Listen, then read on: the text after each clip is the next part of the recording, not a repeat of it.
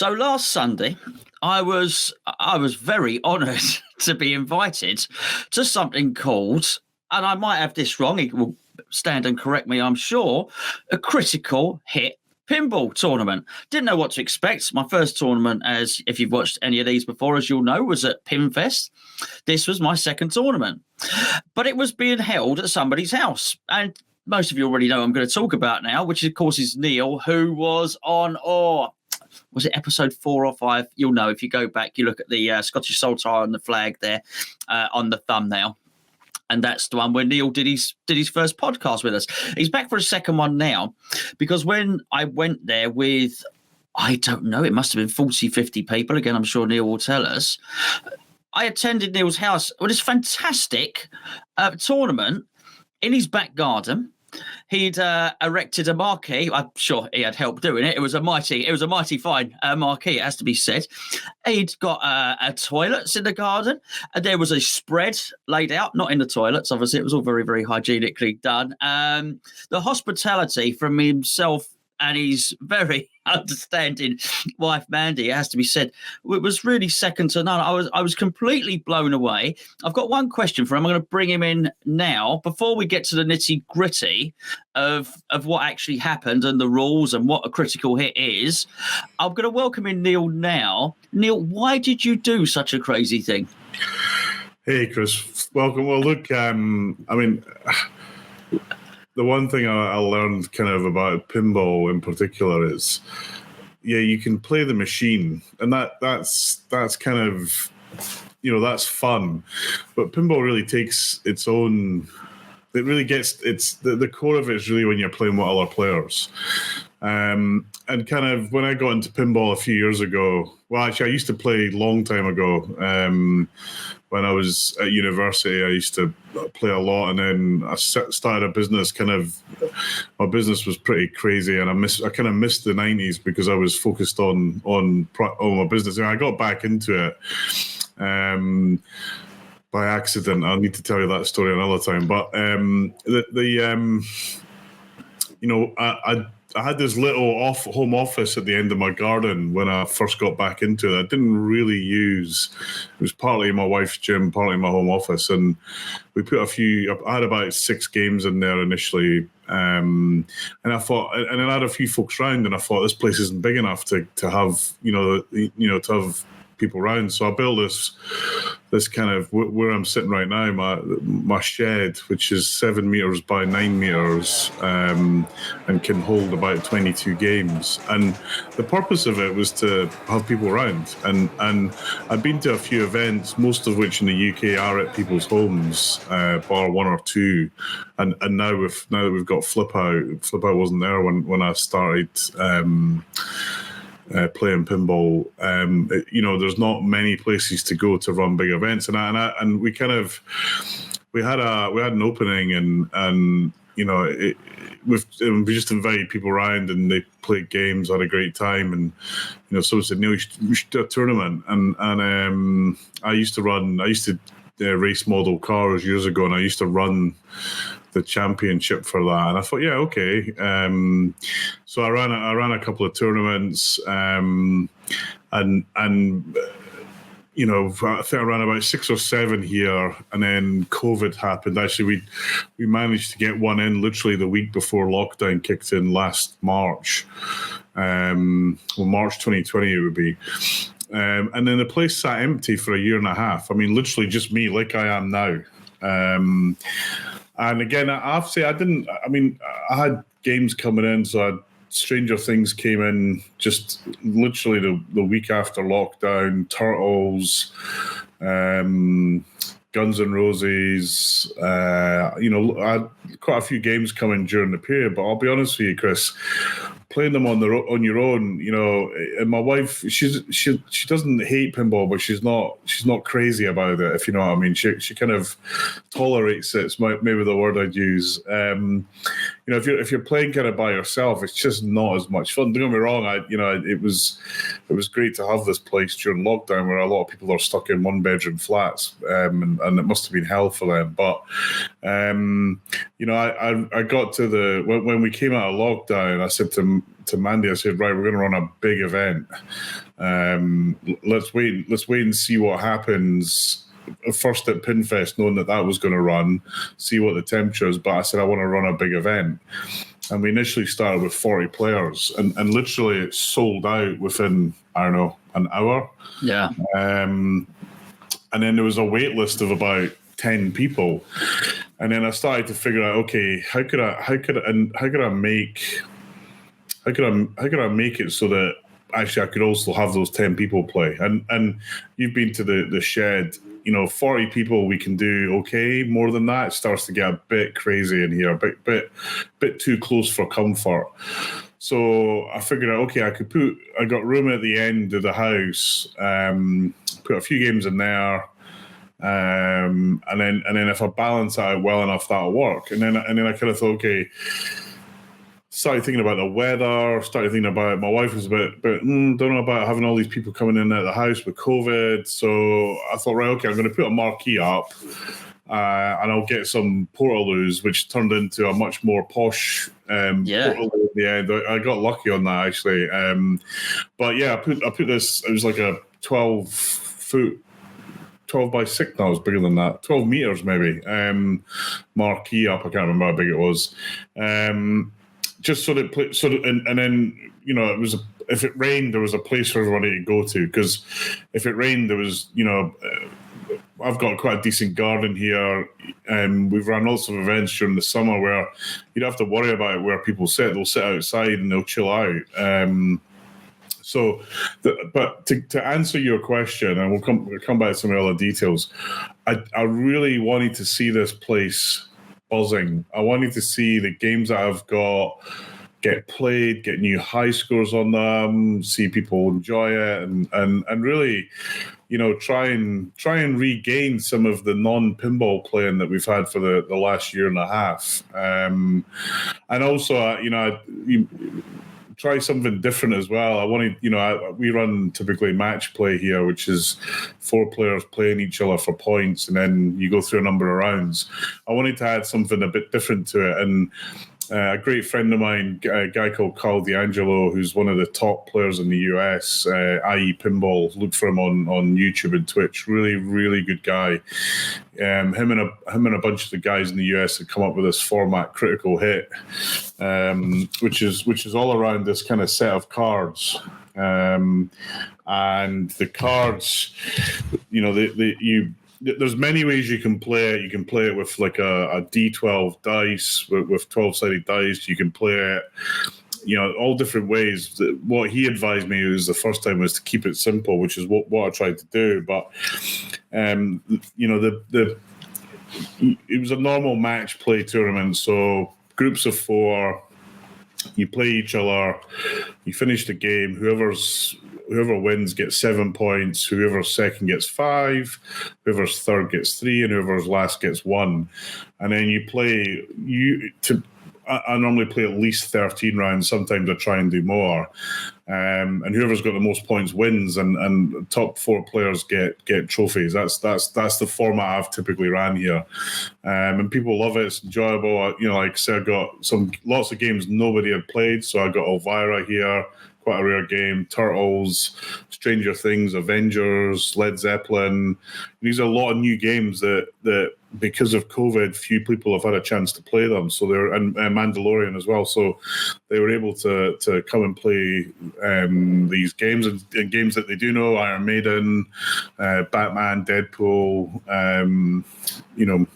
Medieval Madness behind me, etc. So. But I really wanted to lay on something big, and normally my wife absolutely loves to cook, and she's a great cook. And when we did the first event, we did here, she cooked everybody Sunday lunch, and people's mind. I mean, my mind was blown. She didn't really tell me, and ever since then, she's kind of, she really enjoys it. I'd say she was probably at the top end of the stress levels, because cooking for 50 people in a normal kitchen, and actually I say a normal kitchen, I'm fortunate we've got a decent sized kitchen, but it's not even in the biggest kitchen in a normal house, it's not an easy thing to do. It's not a catering oven. No, exactly. It's not catering, and it's it's got there's restrictions. All the, I mean, you just anyone who's watching this, go into your house, go into your kitchen, figure out how you cook for 50 people. It's non-trivial. Anyway, she after moaning a little bit about it, she kind of reluctantly agreed, and she was reluctant about it. I think it's fair to say. Now she's done it, she's a bit more upbeat about it. Because actually we ended up normally we get cleaned out with food. This time we actually had leftovers, which was great because I didn't eat an awful lot. I was starving at the end of the day. But she did hot dogs, chili, chicken, and a bunch of other stuff. We got some cool cupcakes in, and really, I just wanted to have a celebration. And just enjoy pinball with some great friends. And again, seeing people, I saw some of them at Pinfest, but not all of them. Seeing people was really good. And then the format of the game was brilliant. Went down really well. I really enjoyed it. There was some controversies here and there, shall we say? Diane won a trophy for something controversial. As I remember, before we get on to that, I just want to say something that I was really impressed with at the start because your machines are impressive, and you're absolutely right. There's loads of machines there that people have not played before, and they're immaculate. They're wonderful condition, obviously, and brand spanking new, the vast majority of them. And what you said at the very start, I thought was really good, really nice. You said, I just want people to enjoy themselves. Please don't worry about the machines. You said, don't worry about them. The machines will take care of themselves. And I know you because they are pristine, they are nice. You could walk in there and think, I don't really, I don't want to accidentally bang into anything, but I thought that was really great. I just think you put everybody at ease, and everybody was just able to get in there and enjoy themselves. And I know this, not that I've ever hosted anything for 50 people at all, but I've got a big family, and I know when you're the guy in charge of doing stuff, and Christmas dinner would be a good example, it is quite stressful, and I'm not sure how much I actually enjoy the occasion myself. But I've got to say, I think you were pretty damn chilled the whole time, and you managed to play, and you managed to enjoy yourself, although clearly you didn't manage to eat as much as you wanted to. Yeah, I mean, look, I didn't play anywhere near as good as I can do, but that's normal. You're distracted. Normally, when I play, I've got headphones in and I'm kind of zoned in. I've got to really concentrate. If I concentrate and I put all the distractions out of my head, I can play reasonably well. I can win. I can get in the top 10 of most things. And I can, and I've been at a few events where, I've come away thinking, I did well. And actually, that's my goal, is to be able to say, I played my best, and if I played my best and still came 50th, I don't care that I came 50th because I played my best. You can do better than your best. That's ultimately it. What I do get annoyed about is when I don't play as good as I know I can play. I had a little bit of that at Pinfest because I felt like a little bit more time, and if I'd slept better, I could have played a little bit better. But yeah, I mean, look, if you get stressed out about something, you don't enjoy it. And I'll say, my first tournament, I was a bit stressed out. But just about everybody that was there I know reasonably well. So it's not like it's total strangers. There's a couple of people that I didn't know that I'd met before, but not many.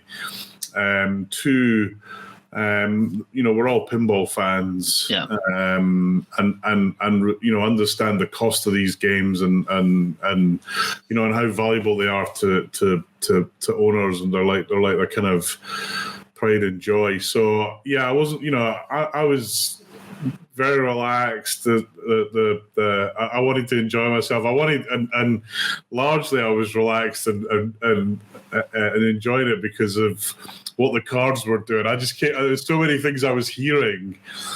There was kind of, if you imagine this as kind of like a, one of the, they used to have these. I mean, I guess they still do, but they used to have these kind of like mini series, these 8-episode tour mini series, and you had the main plot, but you also had all these side plots.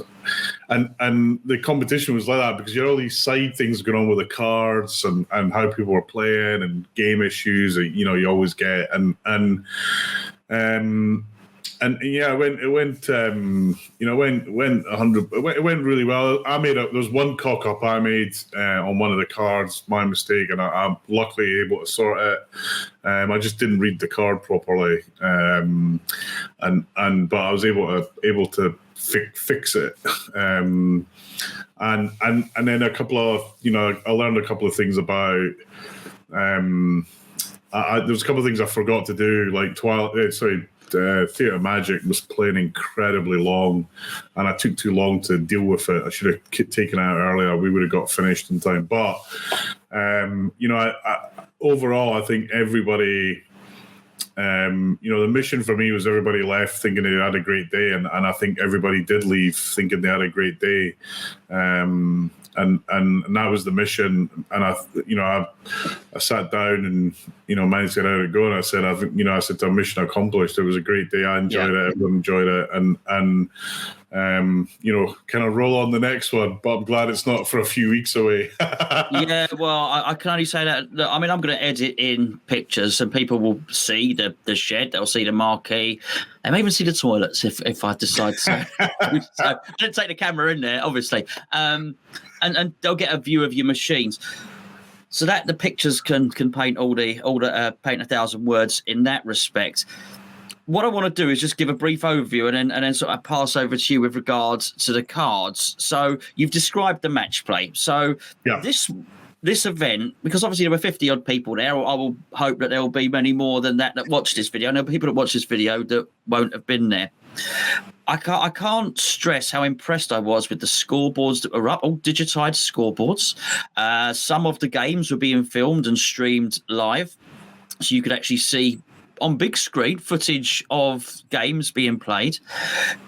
Everybody would congregate in the marquee area, and that was the point where on the big screen, or you could have it downloaded to your app, but there was something, I don't know, there was something about all congregated around a big screen to basically see the draw. If you're familiar with football, it was almost like the draw, the names coming out the hat, and you would see who you were pitched with. So you'd be pitched with 3 other people.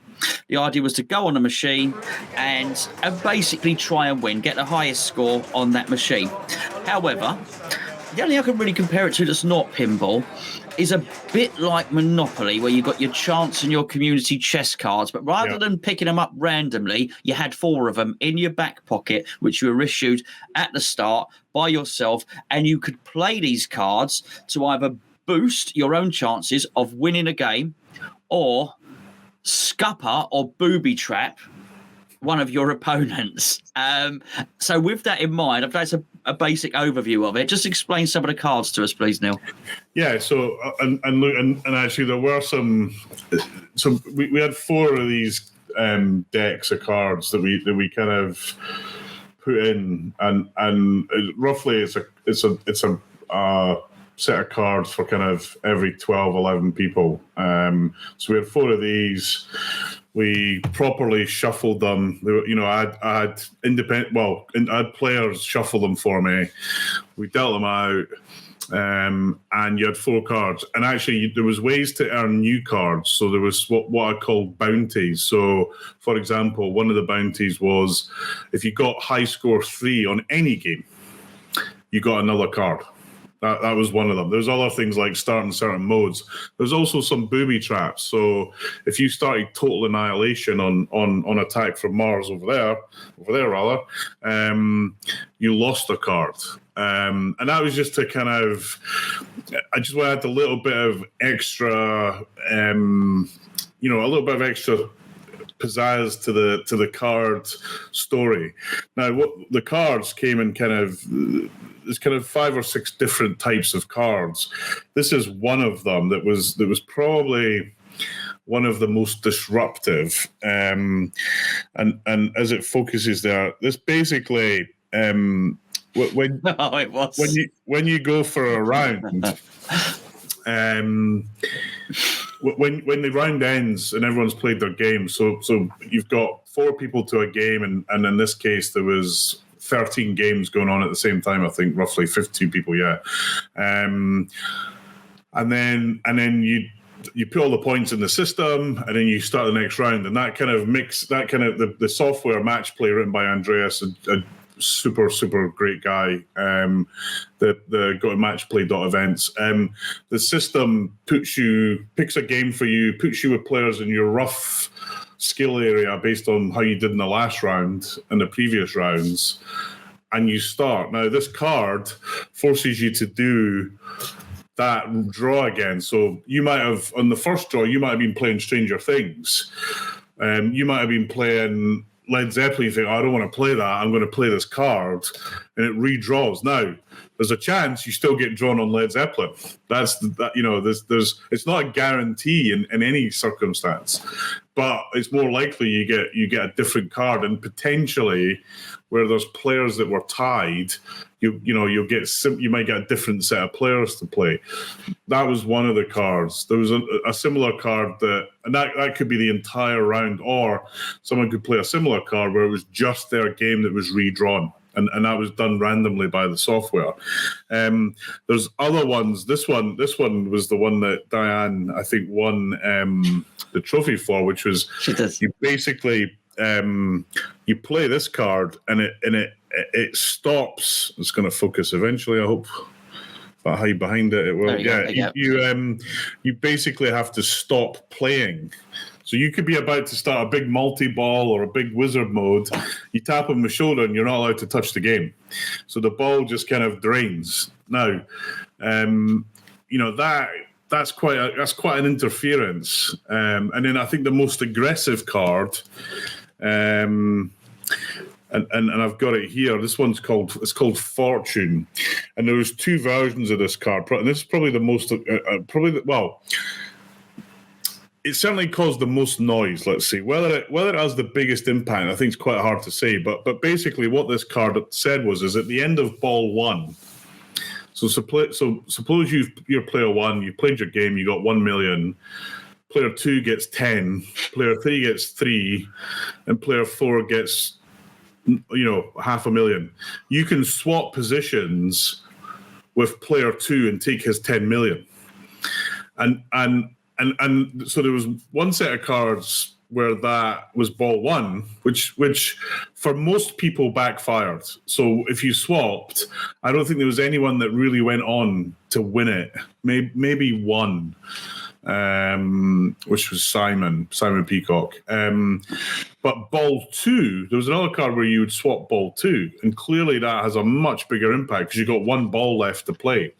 And I know this caused poor old Wayne got a bit of that in the latter half of the tournament, where a lot of people played that card on him, and he kind of felt a bit stressed by it. I mean, the challenge with this is like there's a deck of cards, there's a lot of cards, there's a lot of players, and understanding how each card play affects the whole tournament, it's quite hard to figure out. I'd love to be able to model it and map it and see that, this did this, which meant that did that, and it'd be great to see it. But overall, at the end of the day, there was some amazing ones where someone tried to play a card like this on Andy Foster, and another one of the cards is called a shield card, which shields you from someone playing a card on you. So Andy used a shield. Then the guy had another card, the same card, he played it again. And then Andy used another shield because he had two shield cards. And the guy had another different card. So it was like a 5-card war that happened between, I think it was Chris and Andy. And it was brilliant because they really, it really felt like a kind of a game of poker where they were playing against each other. And they were both laughing, it was funny. And then there was another great story with Craig Pullen, who you had on a couple of times, where he was playing, I think it was Stranger Things. He had a massive score, and both Tony and Dan both had this card to swap the player card. So Craig put this huge score on, and they were basically winding Craig up to say, we're going to take all your points. And Craig himself was laughing his ass off because he had a shield card. So they thought they were going to score big time, and he played the shield card, and they were like, And then throughout the whole day there was these little kind of hard to explain. These little kind of cross swords where people would kind of and then you'd move on. And I think to some extent, the first few were kind of funny, which I think helped ease everybody into it. And there was a couple of salty ones where people didn't take it well. Those people should grow up. It's all a bit of fun, and ultimately at the end of the day, Chris, and this is the thing this is why I kind of relaxed about playing it. We're the top players at the top end of the scores. Yeah, look at the playoff at the end. Yeah, exactly, absolutely, and by a mile. So whilst this has in extreme situations, it may affect maybe one person, maybe two, but ultimately the top players were at the top. Matt Vince, who's the current UK champion, he won it well, played well, and Craig was joint second was Craig, Nick, Wayne, Simon Peacock, and I've missed someone. Greg Mott.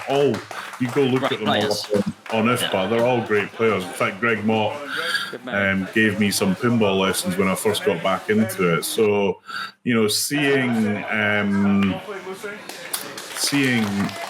that, kind of made me relax. And Carl D'Angelo, who gave me the cards, said, Neil, there'll be a lot of, you kind of want me to. There'll be some folks who kind of, get a bit salty on this, but ultimately at the end, I promise you, the top players will be at the top, and they will. These cards. It's important to note they're actually sanctioned by IFPA. So they've been through a process of approval. They're not just, we just made them up. They've been through a process of approval, and the format of the game has been moved. Has been also there's again 3 or 4 ways you can play it. But they've, and in the US, there's, if you search for Critical Hit on IFPA, you'll find there's a lot of people who run this format, much more than I actually realised, if I'm honest.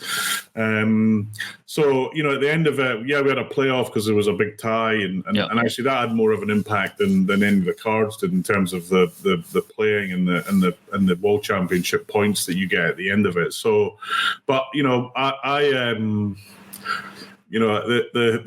what I loved about it was there's all these little stories about what happened with the cards, and seeing people chuckle or get a bit miffed, and then they'd laugh. It kept a smile on my face for the whole day, and it really was great because it worked. I'll be honest with you, I was shitting bricks to coin a phrase at the start, because things like this can sometimes go. They go really well, or they're a total disaster. And I have to say, I was a bit nervous that this could be a bit of a disaster. And a lot of folks were like, why are we doing these cards, Neil? But I think at the end of it, you wouldn't run this format every day, Chris, or every week. But once a year, a big gig like this, for sure. And there's things that I've learned about what, there's a few things I would do differently to make it a bit more exciting, and also a bit more, maybe a little bit easier on the predictability of it. But overall, everyone had a great time. We all ate well. The games lasted. There was one starting issue with Iron Maiden that frustrated me because I had to take it out for the whole event, and I kind of like that game. But then we had, another card was the story of this card. It's called the Johnny Modica card. I'll see if I can find it, but it's called Contagion. And the card idea came from, Carl told me this story where there's a guy called Johnny Modica who's a good player. He's in I think he's top 400 or something. There was a world championship at Papa, the former pinball headquarters, if you like, He was ill, but he went to the tournament and basically gave everybody what he had. This is before COVID, I had. And he's got a bit of a reputation because of it. So the card is called the Johnny Modica Contagion card. And what it does is it's like the machine is now diseased. You can't touch it. So there was a couple of games. Black Knight was diseased. Star Trek, which really I was pretty frustrated about because I so was I. It was diseased. I had to put that back in because we had a flipper issue with dialed in, but it worked really well, and I'd definitely do it again. And the feedback I've had, lots of people have messaged me and fed back and said, Neil, definitely do it again. And we will, probably just, September next year, we'll do the same thing again. So, or maybe a bit earlier for the weather. We'll see how it goes. But yeah, it was, whilst it was the hardest part of it though, honestly. So, getting a phone and someone up saying, hey, can you put a marquee in my garden or bring some toilets or order the food to get delivered? That was easy. The hardest part, Mandy cooking, that was, homemade food, really hard. She was flat out all day. The hardest part for me was moving 3 games into the other end of the house. These games are heavy up, and I've stupidly picked Shadow, which is probably the heaviest game I've got, actually. So anyway, that was the hardest part of it. And the rest of it was actually relatively straightforward. Being on feet from 7 till 9, which is when I think I chucked the last people out. When I kind of sat down, I kind of realised I needed to sit down. But I enjoyed it, and I had a couple of great games. I had a lot of ropey games, but overall, a great format, a great event, and a good way of getting folks back into the kind of following on from Pinfest. A good way of getting folks back into competitions and playing competitions. Well, I think what it enabled everybody to do was, I'm totally inexperienced at this sort of thing, and particularly in competition. I'm pretty sure that there's a lot of competitions out there which are deadly serious events. Yeah.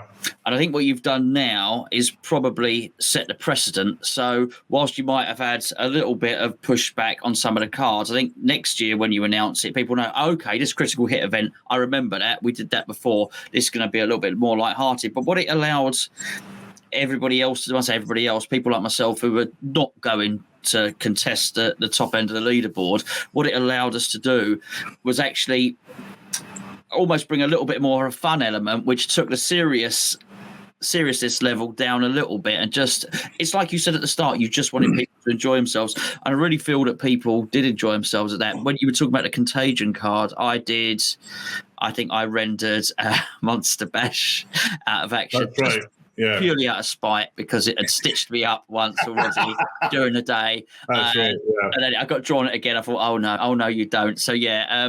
But you said about, because you had 3 in the house. I think I got some footage of that, which I can again put in.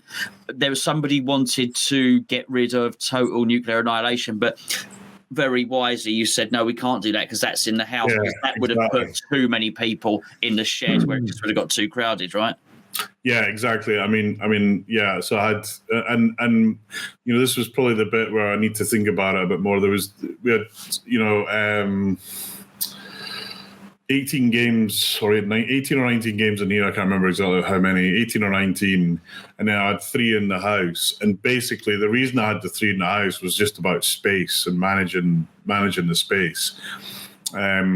So I was always bound. So match play, there isn't a way of, match play can't cope with that. It doesn't know what the geography of your house is. So it puts players wherever it wants to put them.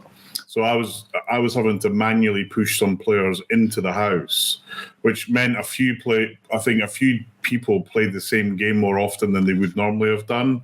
I'm going to talk to Andreas to see if there's something that he can do about that, to make it a bit easier to have 2 pools of games, if you like, that you can draw from and ensuring. But actually, there was one round where there was only 1 game in the house being played, and it was definitely packed in here, but it wasn't nuts, because actually pretty much everything else that's that's normally in here. So I've got a Robotron cocktail. I've got my desk that I use for work.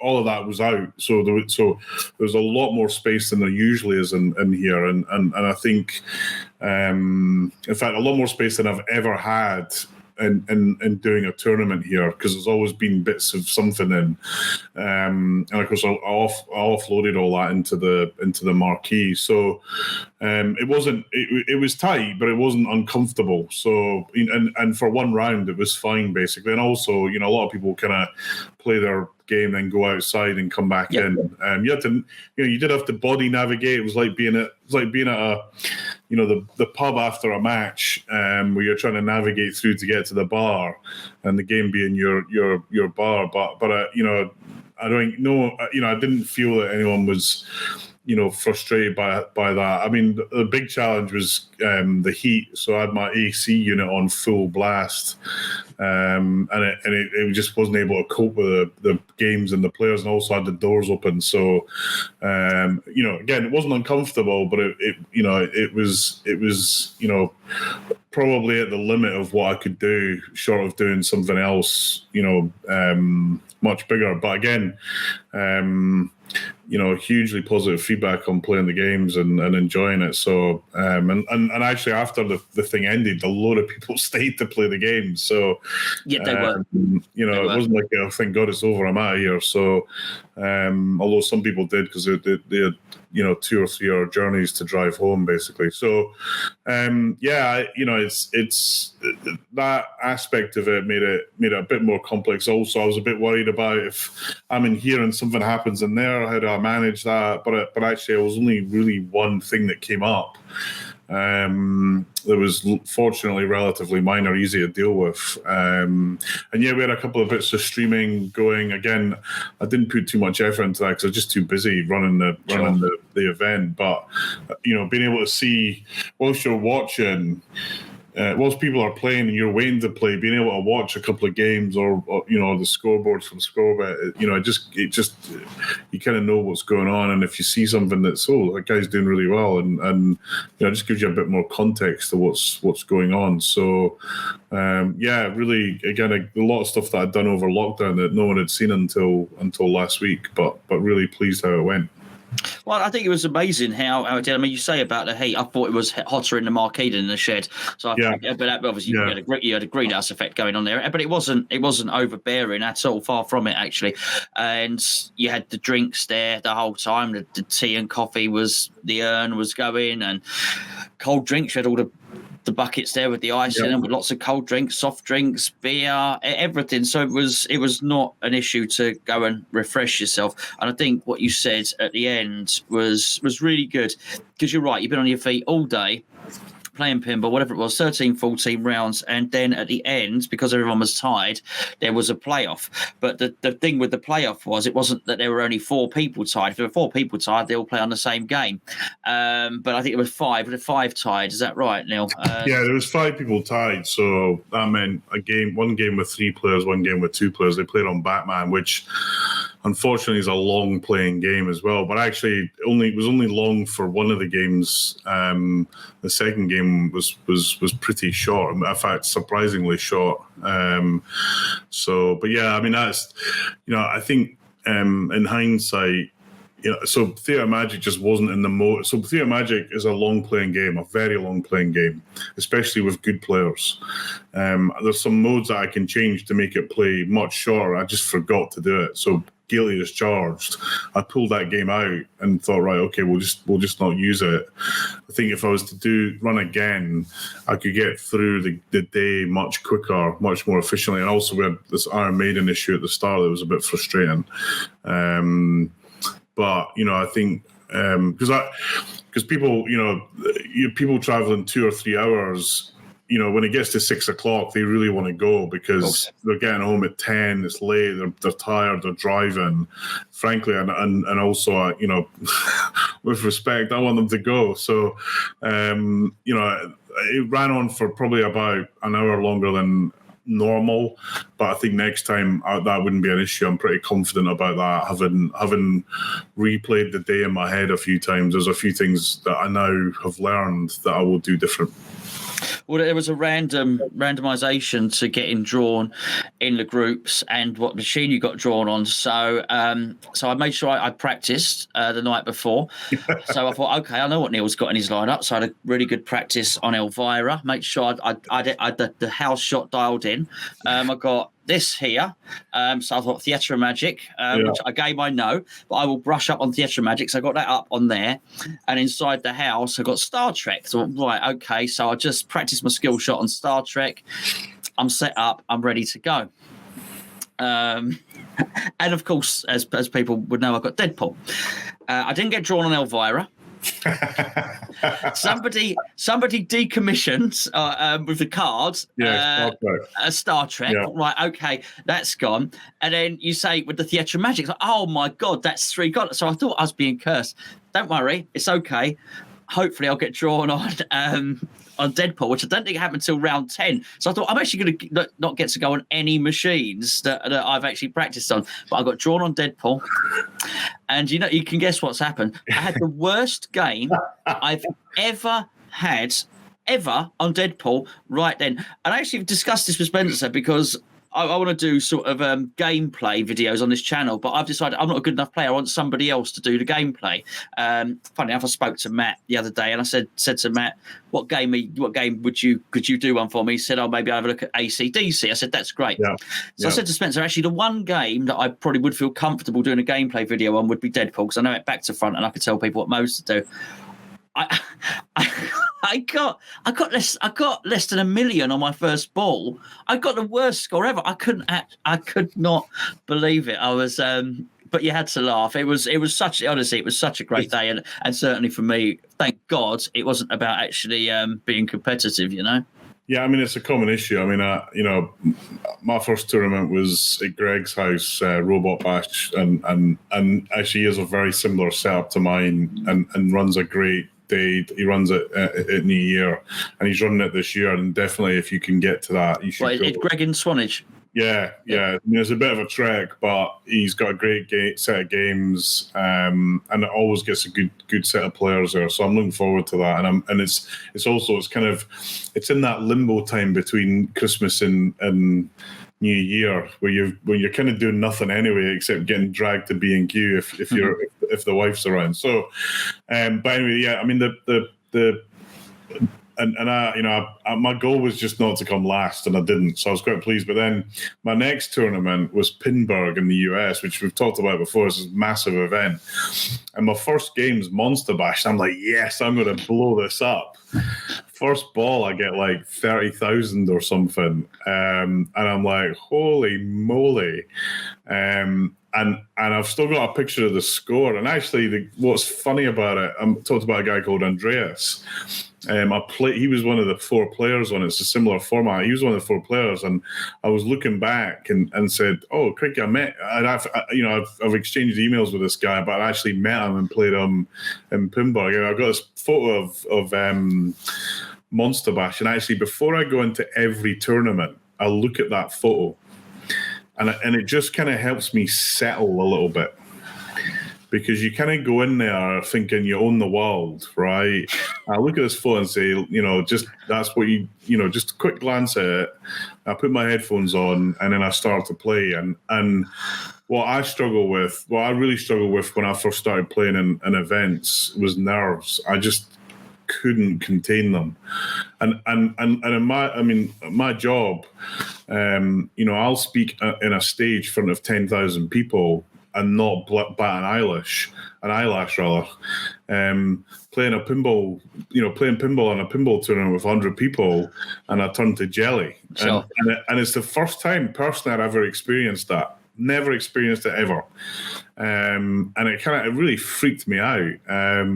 But I got some great advice, actually from Zach Sharp, who works at Stern. I asked him about it. I was just kind of talking to him, and he said the best way of dealing with that, Neil, is just play in as many tournaments as you can, and eventually it's like driving. When you first learn to drive, you're kind of, and then it becomes like a second memory thing.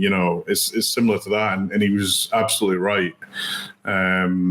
So although I had a bit of nerves at Pinfest because we hadn't played in a while, but just if I think you've got a bit of the competition bug, Chris, by the sounds of it.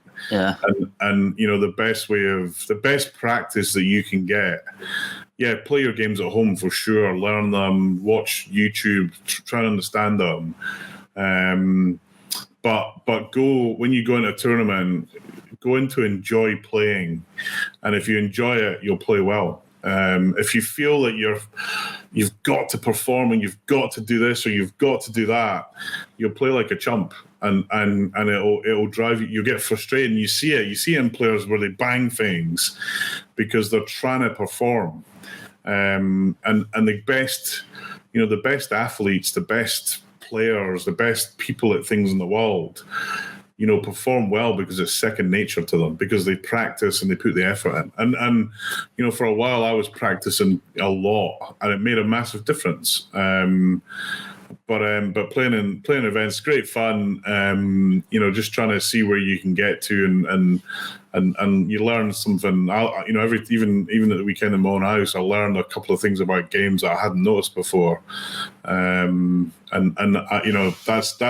the great thing about competition. And eventually, I won my first trophy a couple of years ago at Flipper, and I was like, yes. Even I think it was for fourth or something, but it was like, yes, brilliant. And I was really, really pleased about that. But it is about, how do you when you walk out, you want to be able to say, I played the best I could play, and that's the mindset to have. Not I'm going to beat so and so, or I'm going to smash this. I'm going to play the best as I can play, and that for me has worked for sure. Most of the time. You've got two more things I want to ask you, mate. You've got another one coming up in December, but obviously different, not a critical hit one, right? Yeah, so it's my birthday. We're running a strikes. It's a slightly different format, so similar match play, but you've each got 4 lives, and after I think the first 2 games, I can never remember this, if you're in the bottom 2, you lose a life. And then what happens, and the reason I picked this is because it's a great social format. You kind of swing from everyone playing pinball to slowly fewer people playing and chatting and having a beer, and it works really well. I ran the format for John Whitfield at his birthday a couple of years ago, and it works really well. And for Christmas, it's kind of, again, another. It's not a super serious one. I run a super serious tournament at Easter, and I got some by almost accident. I was trying to find some freebies to give away at Pinfest, and someone's given me a freebie for Pinfest, but they give it to me after it, so I'm using it for this, which is a bit of cash to win, which I don't normally do, but this was kind of offered to me, and I said, yeah, why not? So there's a few quid to win, some turkey, hopefully, if we don't have a turkey shortage at Christmas, and hopefully COVID stays under control. And then at Flip Out, and we got kind of 2 tournaments in the second week of October, the 9th and 10th, which we'll put on the Flip Out website shortly. A match play tournament on Saturday, and what we call a blind best of. So we've got 15 games. You have to pick 5 that you don't want to play, but you're not allowed to even see them. You got to pick it at the door. So I'll give you a list of 15 games. You got to tell me the 5 you're not going to play. And for some players, they find that that's like hell for them. What would I pick? Because they don't know how they play, they don't know how they're set up. But we did this format at Flip Out a few years ago, and it was really good. So we're going to run that. So that'll be fantastic. And as I said,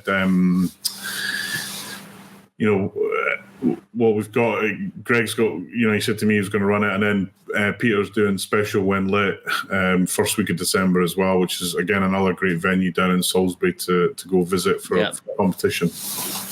I think actually it's not something I've heard said enough. I think, which is a great testament to what has obviously started at Pinfest, is that everybody went there and there was no spike.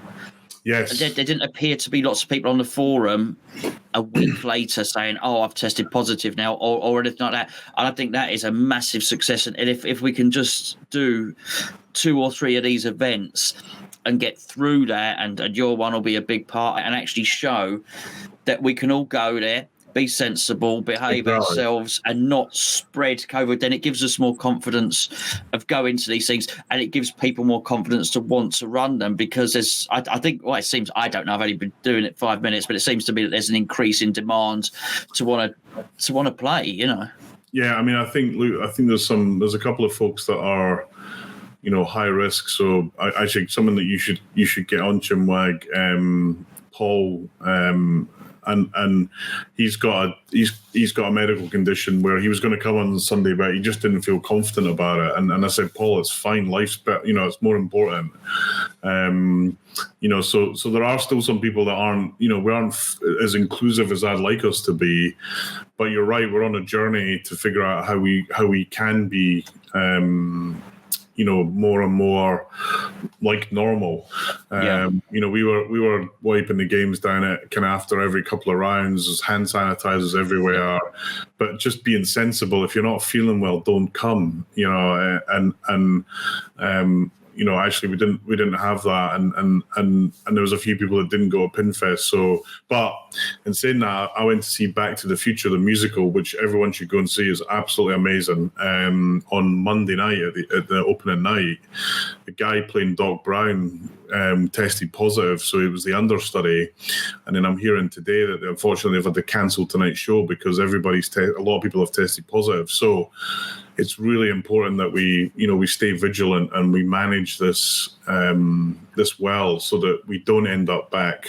You know, I don't want to be back here on my own for 6 months. You know, that would be very depressing. So, and I also want to get out to the US. There's a couple of big events in the US later this year that I'd normally go to that I'm really excited about, but it looks unlikely that I'll get there. So, and then you know, the next big thing is when Godzilla arrives. So this is going to be my final subjects, Neil.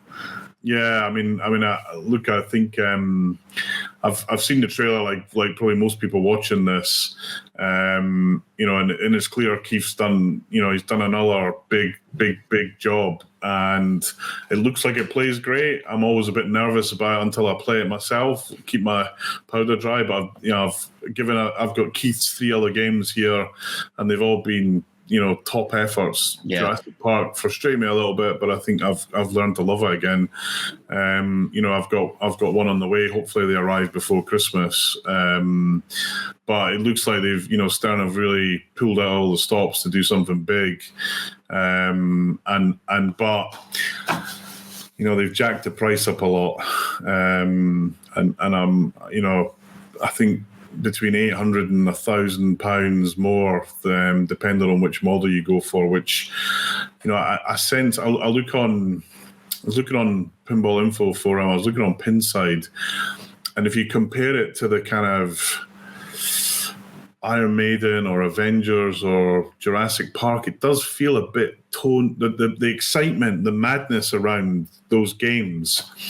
I'm not sure it feels quite as similar to Godzilla. I wonder if it's because of the price rise. I don't know. I said this to Spencer today, because this is the first, he's only just really been on the forum, and he said, "Oh, everyone's really, really excited. It seems there's a real buzz around Godzilla." And I said, "Oh no, this is not." There was more of a buzz around Guns N' Roses, around Mandalorian. Yeah. There's, you know, this is not a massively. Even I mean, Avengers, there's still a lot of discussion about it. I don't think it's as. I mean, it's also partly that, yeah, Keith's done another great game. That, you know, that there's maybe that aspect of it. Of course, Keith's done a great game. He's done 3 other great games.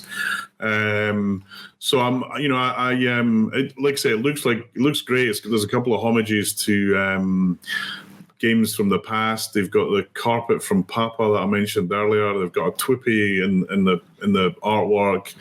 There's a nod to Congo. Was it Congo? What's the game?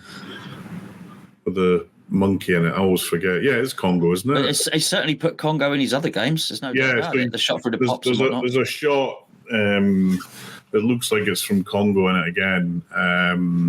So I'm excited about it, and I think a lot of discussion about the artwork. I think it looks fantastic. It's exciting. And I'm not a massive. I like fantasy films like Godzilla. I'm not a big Godzilla fan in itself, and certainly the last Godzilla movie that came out at Christmas was terrible. But although at lockdown I would have watched anything because there's so little to watch. But I like the look of this, and I'm looking forward to play it basically. Yeah, no, very, very much so. Me too. I'd love to, all the mechs and that look excellent. There's just no way you talk about the price, the difference between 7,000 for a pro and 10,000 for a premium. Premium, so, yeah. I mean, that's a lot. That's a lot of additional money. So I just, but it'll play beautifully because because his games do. Yeah, I mean, the first premium I bought was 7,200, and that was 2016. So it's not long ago, is it? No, it's a pretty big hike. And look at Stern, clearly, the cost of materials is definitely up. But I kind of think part of me thinks that I think they might have gone a bit too far on this. But in saying that, we had the Banning Pinball Museum auctions this week where I still don't believe it, but Rocky, an unbelievably weird game, got sold for more than $10,000, and I think in the end it'll be about 20. So if people are paying 20 for an old Rocky, and you're Stern looking at that and thinking, wow, if all these guys are playing that sort of money, maybe I need to charge more. Maybe there's a market for it. So I don't know, but I do. When it crossed the £10,000 mark for an LE, I suspect I'm going to kind of this will probably be my last LE. Although I say that, and we'll see what turns up. which would be a shame because the Mandalorian LE looked stunning. Read I said, well, I probably even said it to you on Sunday, but it looks absolutely stunning. What a great game, and the pictures don't do it justice. I remember looking at that, when they did their press release and. Didn't really think anything of it at all, but the armor and it's got it's got his gun, isn't it? Along the side of it, hunter's gun and that fantastic. Yeah. And look, and again, these games tend to. They're like a great malt whiskey. The first time you taste it, you think, "Whoa, that's terrible," but then you have a few of them, you think, "Actually, this is pretty cool." And I think Mandalorian, like a lot of games, is you've got to have a few of them or drink a few of them to really recognize whether you like it or you hate it. And Mandalorian, again, I actually haven't played it that much. It literally arrived a week before the event, I think, or a couple of weeks. I get more and more excited about it every time I play it. So it's a great position to be in. We've got these great games coming out and a lot of choice, and it's hard to I look at all the games and I slag Star Wars off every now and again, but there's not really any terrible games that are coming out. You might not like them, but they're not. It's not like the end of the world. So.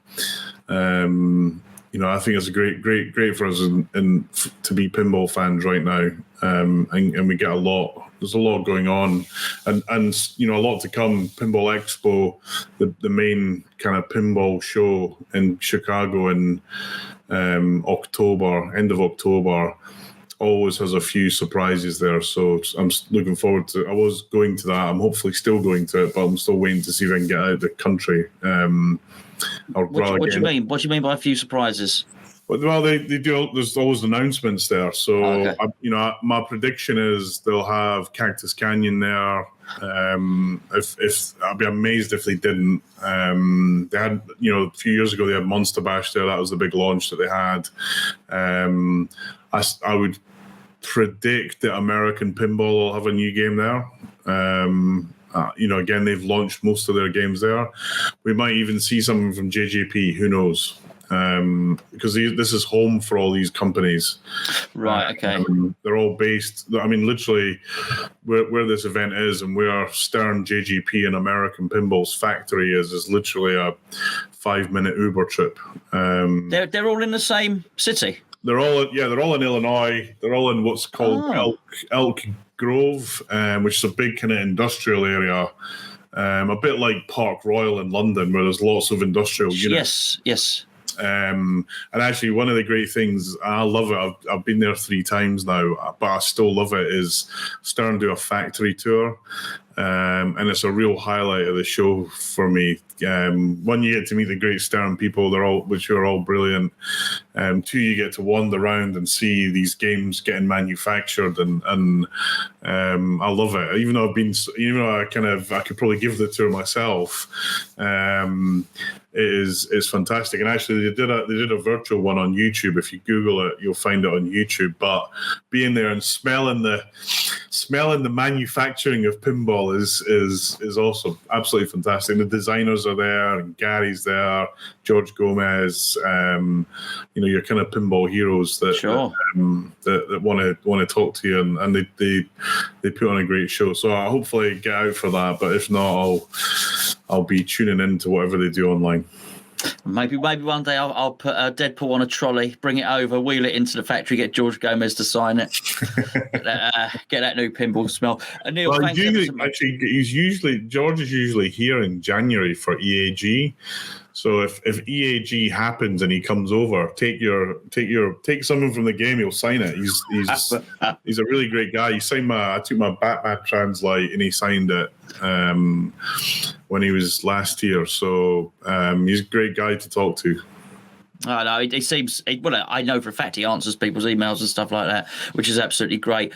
Listen, Neil, thanks for coming on today. More importantly, thanks for having me over on Sunday. Thanks for entertaining us all. I thank yourself and Mandy. I think you're such great hosts, and to have that many people over your house getting stressed out, you've done remarkably well, mate. I really appreciate it. We'll have you on again to get your story, which we still haven't done, which is about you getting into pinball, then back into pinball and all that. But you know what, mate, we've got well, you've just described it. We've got massively busy times in pinball coming up, and so I will catch up with you very, very soon. Just stay right there if you wouldn't mind, please, mate.